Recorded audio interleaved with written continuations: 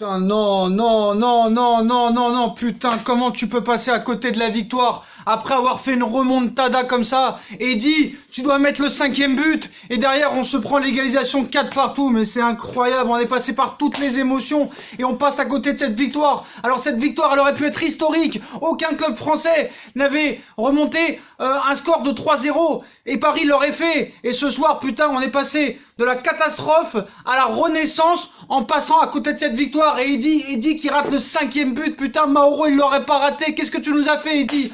Qu'est-ce que tu nous as fait, Eddy? Mais voilà, c'est un match incroyable, les postos. On est passé par toutes les émotions, mais voilà, je suis quand même dégoûté parce que quand tu vois la première mi-temps catastrophique qu'on a fait, où on se prend 3 buts en 30 minutes et qu'après on revient à 3 partout, 4-3, qu'on rate le 4-5, le 5-3, le 6-3, le 7-3 et le 8-3 par Edinson Cavani. Et là, on se fait niquer à la dernière minute en faisant un match nul. Mais putain, mais je suis dégoûté, catastrophique. Il y a beaucoup de choses à dire lors de ce match. Mais voilà, on est passé par toutes les émotions. On a fait l'ascenseur émotionnel. Mais voilà. C'est incroyable comment le football peut te faire ressentir des choses comme ça. Mais quoi qu'il en soit, ce soir, même si Paris a fait une remontée fantastique, après avoir fait un début de match et une première mi-temps catastrophique, nullissime, peut-être la pire première période de l'histoire du Paris Saint-Germain, comment tu peux faire une remontada pareille et rater cette victoire qui te tendait les mains alors qu'en première mi-temps, personne n'y croyait? Moi, franchement, j'y croyais au but d'Herrera quand il a marqué juste avant la mi-temps parce que je sais que la Ligue 1, c'est faible et que Amiens avait laissé beaucoup de traces en première mi-temps. Mais voilà, ce but à la dernière minute, là, me casse les couilles. Fait chier, putain de merde. Putain de merde. Fait chier, ça.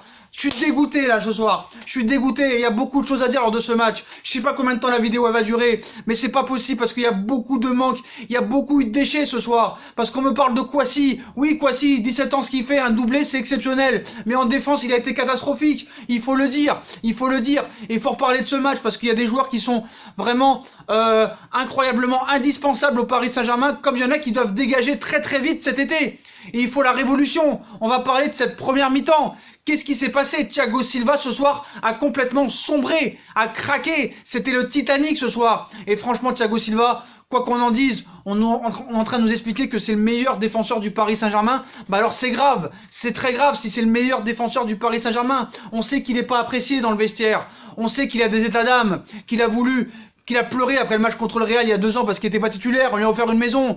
Ce matin, sa première mi-temps, il a sombré littéralement, excusez-moi, il a sombré littéralement, il s'est fait marcher dessus, il s'est fait déborder, il savait plus où il était, et me parlez pas de manque de rythme. Et les mecs sur Twitter, les footix de merde, qui sont pour Paris depuis Neymar, ils comprennent rien au football, ils nous expliquent ce soir, à la mi-temps, ou même quand il y avait 3-0, ils étaient en train de nous expliquer que c'était l'équipe B du Paris Saint-Germain qui avait entamé le match. Mais c'est une honte de dire ça. Navas, c'est un remplaçant? Thiago Silva, c'est un remplaçant?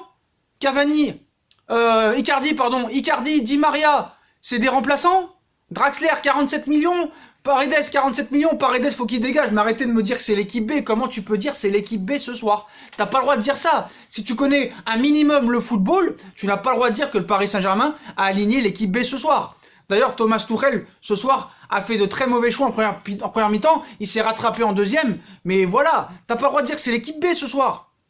Navas, c'est le titulaire au niveau des gardiens. Thiago Silva, c'est le titulaire indiscutable en défense. Gay, qui a été catastrophique en première mi-temps. On en parle de Gay, qui revenait bien pourtant. Mais il y a un cruel manque de concentration chez Gay. Mais voilà, Navas titulaire. Thiago Silva c'est un titulaire, Gay c'est un titulaire, Icardi c'est un titulaire, Di Maria c'est un titulaire, Draxler, Paredes qui ont été recrutés 47 et 40 millions d'euros, c'est quand même pas des joueurs de pipe, donc arrêtez de dire que c'est l'équipe B, arrêtez de dire que c'est l'équipe B, mais voilà, cette première mi-temps, franchement, j'ai eu honte de mon club, en première mi-temps. La prestation de Gay en première mi-temps est une honte, la première mi-temps de Thiago Silva est un déshonneur. Même Navas, que j'apprécie vraiment, et qui a fait vraiment une bonne première partie de saison, sur ses relances, c'est catastrophique. Même Tuchel, à un moment, il l'a allumé, Navas, il s'est excusé, mais dans les relances, ce soir, Navas me fait peur. Herrera, latéral droit, bah le pauvre, on le met latéral droit, c'est pas lui qui a demandé, même si c'est pas mal débrouillé quand même. C'est lui, je pense, qui te relance le match juste avant la mi-temps, ou au bout de 3-1. Baker, le pauvre Baker, il a pas joué de la saison, ça a pas été le plus mauvais, même si voilà, il a quelques déchets techniques. Voilà, mais le gars, pour moi, il est pas pire que Kurzawa. Mais les choix de Tuchel, je les comprends pas. Pourquoi ce soir tu me mets pas Sarabia? Pourquoi tu me mets pas ta copine Kerrer à droite par exemple au lieu de Herrera? Mais j'ai préféré franchement Herrera que Kerrer ce soir. Je préfère Herrera latéral droit que Kerrer. Hein. Quoi qu'il en soit, mais voilà, je comprends pas. Sarabia, qu'est-ce qu'il foutait? Pourquoi il était pas là, Sarabia? Pourquoi Sarabia n'était pas là? Voilà. Puis à un moment donné, il y a un manque de concentration. Mais voilà. Après, bon, le but d'Herrera hein, redonne l'espoir et Tuchel fait des changements vraiment décisifs et on voit que ces deux joueurs-là ont changé complètement la physionomie du match et aussi celle de Juan Bernat. Mais l'entrée de Marquinhos a fait un bien fou et l'entrée de Marco Verratti qui en une demi-heure ou même 45 minutes nous a montré lors de ce match que quand le mec il joue à fond et qu'il est concentré et qu'il donne tout, il a Iniesta sur le pied gauche et il a Xavi Hernandez sur le pied droit. Verratti, exceptionnel deuxième mi-temps. Il a touché 78 ballons. 78 ballons. Ça a tout complètement changé. Ils ont complètement changé la physionomie du match, que ce soit lui, que ce soit Verratti, que ce soit Marquinhos, que ce soit Bernat. Ils ont tout changé. Ils ont tout changé. Et c'est ce que je disais. Voilà. 3-2, 3-3. Kouassi, certes, exceptionnel. Kouassi, 17 ans, il te met un doublé. Mais le mec se prend un petit peu pour ce qu'il n'est pas. D'accord, il faut le faire signer. Ça, c'est indéniable. Et je pense que vraiment le gars va progresser. Mais voilà, il y a des déchets en défense. Tu vois qu'en première mi-temps, il a été un petit peu pourri. Même si des fois, tu vois que dans des duels, il est là, il est présent, il en impose. Tu vois que sur les coups de pied arrêtés, au niveau de la tête, il est exceptionnel ce soir. Mais au niveau de la défense, il y a des lacunes. Il y a des lacunes. À un moment, il se retrouvait au milieu, il se retrouvait en 6, il se retrouvait latéral, il se retrouvait dans l'axe et il était perdu. Je suis désolé. Sur le premier but avec Thiago Silva, il est fautif. Sur le quatrième but, il est fautif aussi. Il faut le dire. Donc c'est très bien que Kouassi ait mis un doublé ce soir, qu'il ait 17 ans, qu'il faut le prolonger, que c'est un de ses prioritaires. Mais il faut dire aussi que Kouassi, en défense ce soir, ça n'a pas été top. Ça n'a pas été top. Certes, il met un doublé, mais ça n'a pas été top. Voilà. Après, je vais parler de Mauro. Mauro qu'on n'a pas vu du match. Mais je savais que c'était pas un manque de confiance. Je sais que c'était un manque de ballon et quand lui il a les ballons, il les met au fond. Et c'est pour ça qu'il a été recruté. C'est pour ça qu'il n'est pas trop critiquable. Il a touché 12 ballons lors de ce match, mais dès qu'il a des ballons, le mec il plante. C'est un tueur, c'est un canardeur, c'est un serial killer le gars. Voilà. Et c'est ça. Et Mauro Icardi, on peut rien lui reprocher parce que Mauro Icardi fait le travail qu'on lui a demandé, c'est-à-dire marquer des buts quand on lui donne des caviars. C'est tout. Après, il faut savoir maintenant que si Neymar et Mbappé ont décidé de jouer non collectif, il n'aura pas beaucoup de ballons et il marquera pas. Par contre, Edinson, ce soir, t'as encore prouvé que t'as une grosse maladresse devant le but. Donc moi, je te respecte, meilleur buteur de l'histoire du Paris Saint-Germain. Mais ce soir, toi aussi, tu nous plombes un petit peu le match. Parce qu'on fait le plus dur en revenant à 4-3, c'est historique. Aucun club français n'a jamais fait ça. Paris, à chaque fois qu'ils étaient menés au score, lors de toute leur carrière, depuis 70, on s'est fait mener 64 fois 3-0 et jamais on était revenu au score, que ce soit un match nul ou une victoire. Et ce soir, on a failli rentrer dans l'histoire. Et Cavani, franchement, il nous a mangé le match à la fin. Il nous a mangé le match. Il rate 2 occasions, surtout la dernière. Et après la dernière, sur la contre-attaque, Amiens, il nous nique. Mais il y a vraiment de grosses lacunes défensives lors de ce match. Voilà, Paredes, c'est terminé. J'en ai marre. Je le défends plus, ce gars. C'est bon, il y en a marre maintenant. Il ne sert strictement à rien. Strictement à rien. Paredes, 47 millions, on s'est fait violer, on s'est fait sodomiser, on s'est fait niquer, on s'est fait escroquer, on s'est fait voler, on s'est fait canarder et on s'est fait fracasser par ce recrutement. Merci Antero, 47 millions dans le cul, on s'est fait plomber le cul à coups de balai dans le cul. Draxler, voilà, le gars il est mort, il sert plus à rien. Je sais même pas si Paris va pouvoir en tirer 15 millions d'euros, mais Draxler il est inexistant, il sert à rien. Tout ce qu'il a fait c'est une petite talonnade et c'est tout ce qu'on en retire, mais il ne sert à rien, il n'apporte rien avec ses passes en arrière. Voilà, il innove pas, il sert à rien. Il sert à rien, voilà, je suis désolé de le dire. C'est la vérité des choses. Par contre, j'ai beaucoup aimé Herrera parce que le gars, il a pas joué à son poste. Il a vraiment été très combatif ce soir. Mais voilà, moi, je retiens vraiment ce soir les grosses lacunes défensives, que ce soit Thiago Silva, que ce soit Kouassi. Je remarque aussi que Draxler, faut plus le voir au PSG avec Paredes. Ça, c'est catastrophique. On en déduit que Mauro Icardi, maintenant, il n'y a plus de débat que c'est un tueur et que c'est lui qui doit être à la pointe du Paris Saint-Germain. Ça, c'est clair, net et précis. Arrêtez de me dire que c'est l'équipe B parce que c'était pas l'équipe B. On a aimé la réaction. Mais voilà, moi je suis dégoûté qu'on n'ait pas gagné ce soir parce que tu dois gagner le match, même si tu dois le perdre en première mi-temps. Franchement, tu dois gagner le match. Et là, ce soir, ça aurait pu tout changer au niveau mental. Tu te rends compte, tu perds 3-0, tu reviens 4-3. Et si tu gagnes le match, ça te valganise. Ça te projette. Ça te projette une confiance incroyable. Et là, ce 4 partout, ce but pris à la fin, alors que Cavani nous rate le but du 5-3, ça peut, dans les têtes, ça peut faire mal. Mais voilà, en tout cas, bah, ce qu'on retiendra ce soir, c'est que Paris, défensivement, a été catastrophique. Voilà, catastrophique, nullissime. Voilà, ce soir, pour moi, l'homme du match, j'ai envie de te dire Verratti, parce que la deuxième mi-temps qu'il fait est totalement incroyable. Franchement, Verratti, ce soir, il m'a fait rêver. Et si on voit un Verratti comme ça contre Dortmund, et lors de gros matchs en Ligue des Champions, il n'y a pas de souci à se faire. Parce qu'il était frais, il était concentré, il était impliqué, il a été un battant, il n'a pas fait de faute, il n'a pas perdu un ballon, il a fait des passes vers l'avant extraordinaires, remarquables, c'était un chef-d'œuvre. L'entrée de Marquinhos, bah, elle était indispensable, et on voit qu'en défense centrale, bah, voilà, on sait très bien que contre Dortmund, même si Thiago Silva a été nullissime ce soir, ce sera Thiago Silva, Marquinhos en défense centrale. Mais voilà, franchement, les manques de concentration de Gueye me font peur. Ce match contre Dortmund, même si Dortmund c'est pas mieux de leur côté, hein, ils ont une défense pourrie aussi. Mais voilà, je vais pas dire que je suis inquiet, mais voilà, quand on prend 3 comme ça ce soir, arrêtez de me dire que c'était l'équipe B, c'était pas l'équipe B.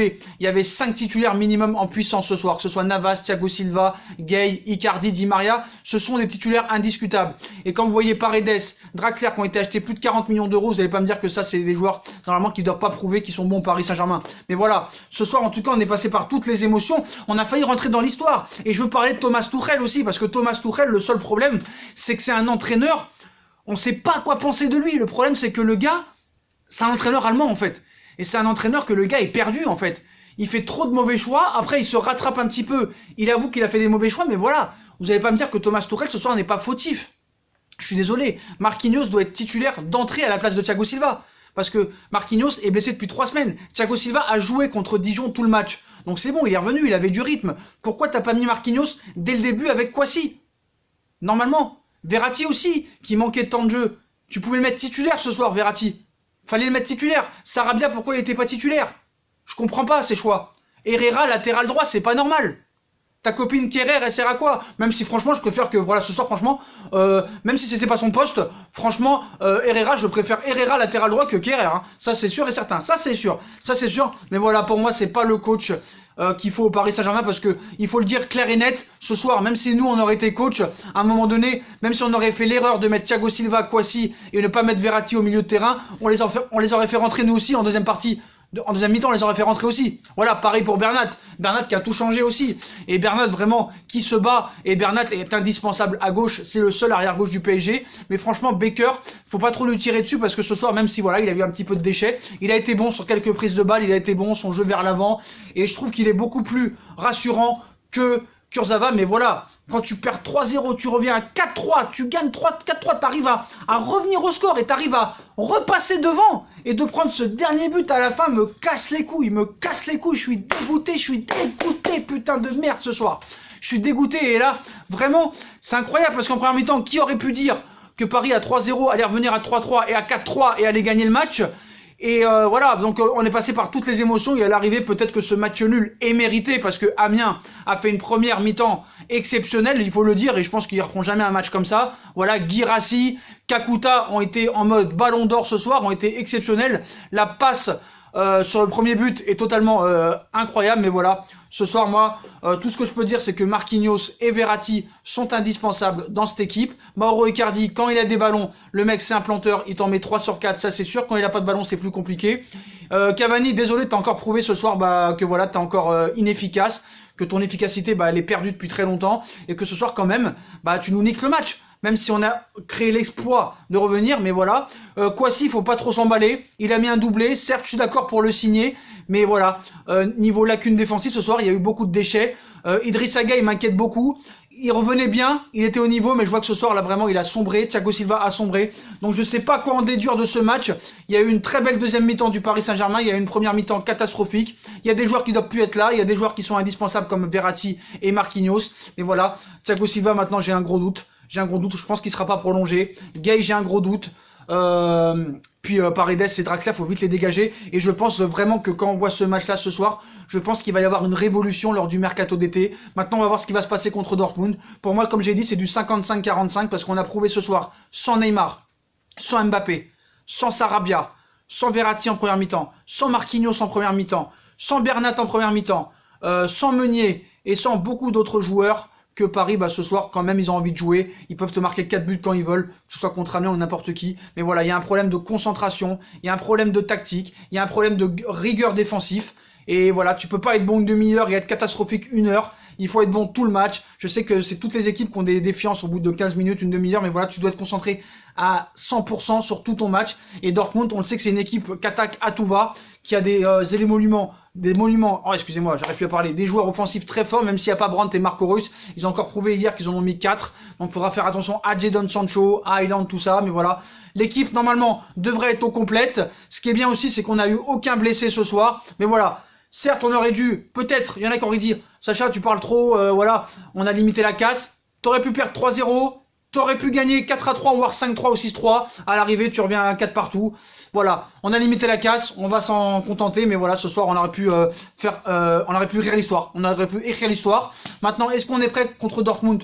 Je suis pas sûr qu'on soit prêt à 100%. On va voir, un Neymar n'a pas joué depuis 18 jours. Il y a des joueurs qui sont revenus, mais je pense que voilà, on est légèrement favori, mais il faudra pas sous-estimer cette équipe de Dortmund, parce que offensivement, il va falloir être prêt parce qu'on va tomber sur des joueurs, des Sancho qui vont être 300 à l'heure, des Hakimi, des Highland qui peuvent nous faire mal, donc voilà.